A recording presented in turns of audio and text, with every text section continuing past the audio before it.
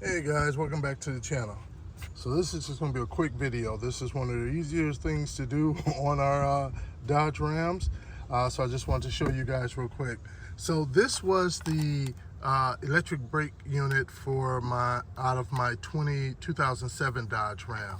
The 2011 having different plug. This was the plug-in type that I needed to plug into the Dodge Ram on my 2007. On the 2011, they switched it up to this square. So I wasn't able to use the plug that was on here. The one prior to the connector for this one looked like that. And I wasn't able to find this type of, what do you want to call that? Extra plug, I mean wire, the extension wire that had a ability to plug into here. So all I did was just cut it off and cut the plug type that was off of here and then just spliced them together because they're all just the exact same four wires on here. So that's all I did. So that saved me time. I probably could have found one with a lot more searching, but this took me all of 10 minutes to do. So past that point. So now you got your electric brake controller. This is the one I'm using. And you have your correct plug. Now remember, if you're like 2011 like me, you look like that, okay? That's the type of plug you need. And all you need to do, no tools needed, go underneath, you don't have to remove anything.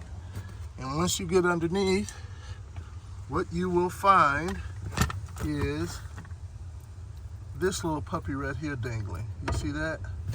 That's it right there. So all you do is take your plug right here, put it on there.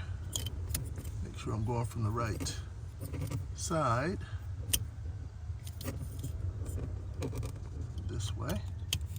And just lock it in. And that's it. That's all you have to do. Now mounting it, you can mount it underneath, but what I'm going to do, and I'm not going to show you that, but it's up to you. This is for the electric brake controllers that the factory ones, they mounted up in here, so I'm going to utilize this. 2 screws to take this off, and then you're able to take this on out of there.